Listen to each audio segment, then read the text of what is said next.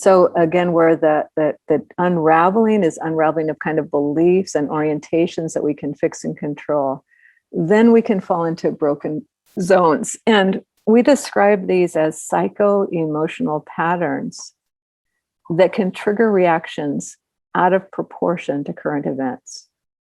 And so we can watch that in ourselves too.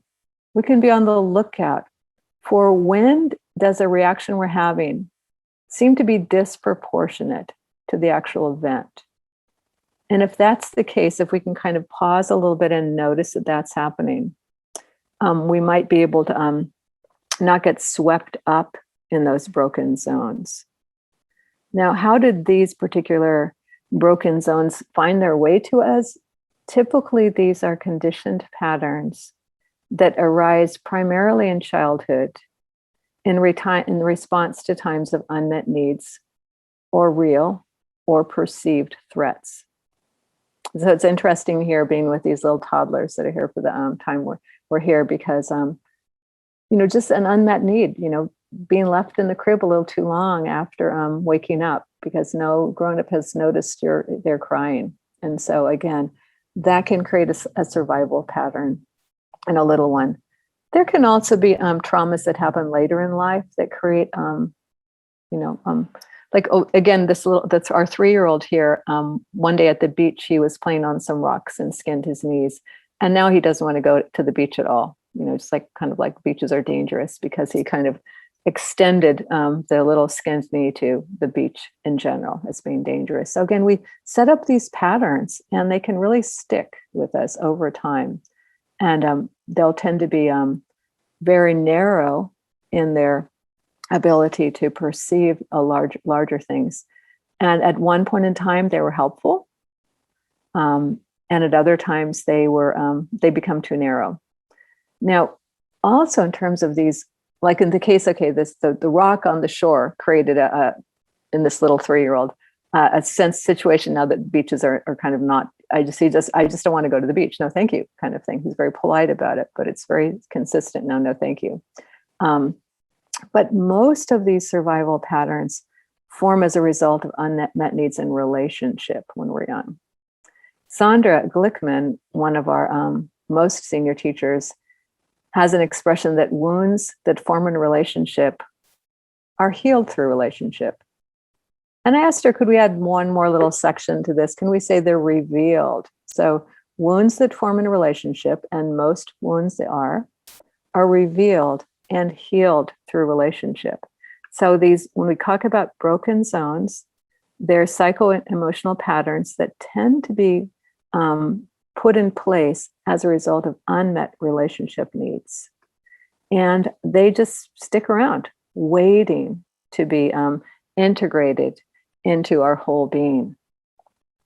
And the thing that's, again, it's a little counterintuitive, but when these wounds are most activated, they'll feel most painful. But at the same time, this is precisely the time when we can integrate them.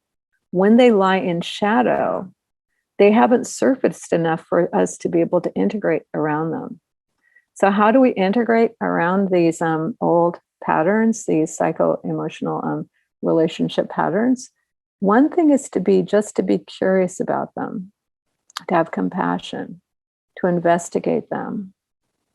And these can happen. So again, when we said wounds that form in a relationship are revealed and healed in relationship, the healing through relationship tends to happen through what I'm going to call therapeutic relationships. And a therapeutic relationship can be with a licensed therapist, but it can also be in any kind of a safe, compassionate relationship, can be therapeutic in that sense. So peers, again, those mutuality cafes, when we just have a small group of people that are going to just come and hold our story, that can be very therapeutic for us. Someone that's not trying to fix or hold, they can just become like a safe harbor for us and our story. Through speech, just authentic speech, that can be very integrative of these broken zones. Um, Teachers, mentors, of course, as well, will have who have really had some training in that holding and that idea of no fixing, controlling, and even those kind of veiled kind of advice that happens. Well, that was really sad for you. I remember a time when I had something like that going on, and this is what I did. It can sound compassionate, but it is really kind of a fixing or advice that comes in a veiled way. But when we can be with someone who just receives our authentic speech of how life is for us when it's hard, that can be very healing of these broken zones. Now, we also, though, do recommend sometimes we can hit to a very rocky patch of a broken zone. And then we recommend that people have at least a therapist on call. You might not have a therapist that you work with regularly. If you do, that's fine. We're not opposed to people working with a therapist at all. And at the same time, we just recommend you'd have someone on call. The kind of therapeutic methods that we would recommend tend to be embodied therapies. So for instance, somatic experiencing is an embodied focusing.